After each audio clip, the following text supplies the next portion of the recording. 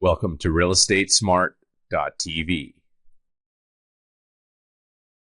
Hello, Blue Sky and everyone else. This is Mo Bedard here with loansafe.org and realestatesmart.tv, the new generation in helping people online via video and audio. Let's go ahead and get straight into the information that you provided, Blue Sky. Thank you for paying it forward and sharing this PDF with the community. Okay, here is the post from Blue Sky, and here is the link also to the PDF from Freddie Mac. What you're saying is that it gives insight into the frequency of phone calls at least every third day throughout the foreclosure process, why, how phone calls can stop, and how they're pushing all foreclosure alternatives pretty hard. They will give up when the homeowner says they are headed for foreclosure regardless, but the guidelines don't talk about cash incentives for short sales, unfortunately, which is what you are hoping for, Blue Sky, and of course many other people are as well. Anyways, I think that gives us walkers, the people who are walking away, an idea of the new push for Fannie Mae and Freddie Mac are making to get the servicers to speed up the process. And it helps to explain what we can expect, I think. I'm just wondering if, based on this, I should talk to B of A and explain that I've lost my job and will not be paying the mortgage anymore, and if maybe they would work with me on a co-op short sale or do one of the larger cash incentives that they are trying in Florida. Any thoughts? Thanks. Basically, my thoughts on this are that,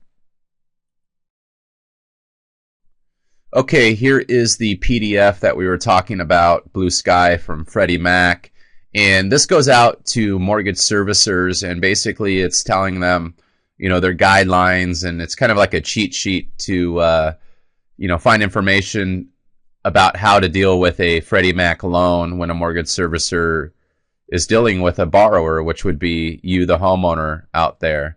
And what you need to understand is that this document here is basically how to manage a debtor, which would be you. And their number one job isn't really to help you or to make your life easy. It's to really to get the money in the monthly payment and as much information and items they can from you so they can get their money. It's not really, their number one job isn't to get that information from you in order to help you. That's like last on the list.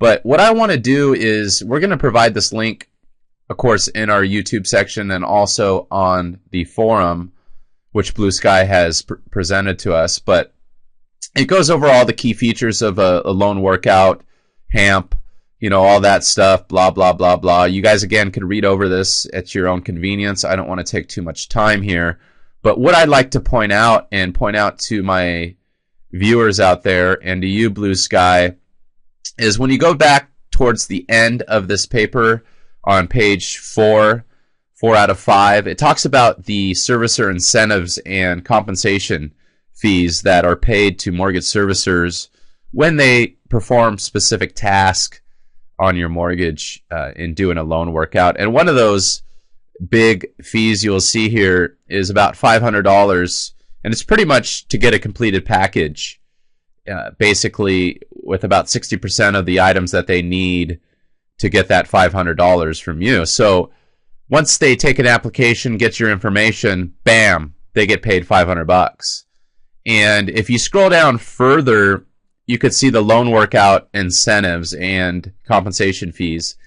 And you'll see $1,600 right here for each settled standard modification for mortgages that are less than or equal to 120 days delinquent.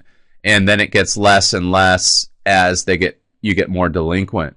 So you could see that the incentives actually digress and get less and less as the more late you are for the mortgage servicer.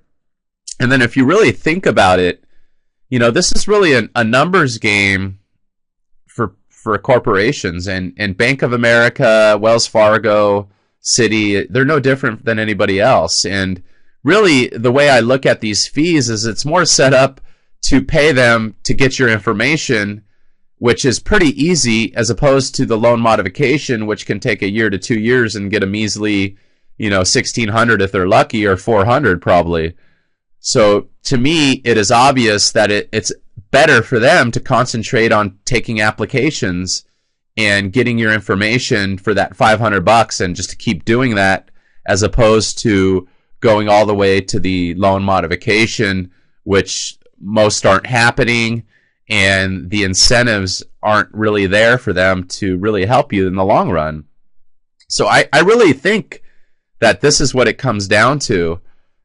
You guys are really up against a corporate beast here, and they are hell-bent on basically getting your information, and that is the whole setup of the system. It's not really about taking you all the way to the end zone and helping you, because you'll see that those fees get less and less to take you to the end zone.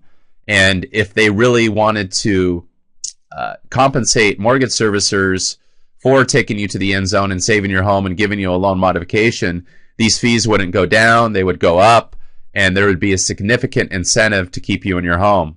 But there's not. And that's usually money. And that's how this world revolves, unfortunately. So that's my take on it. I look forward to hearing what you guys have to say on this. And good luck to you, Blue Sky. Thanks.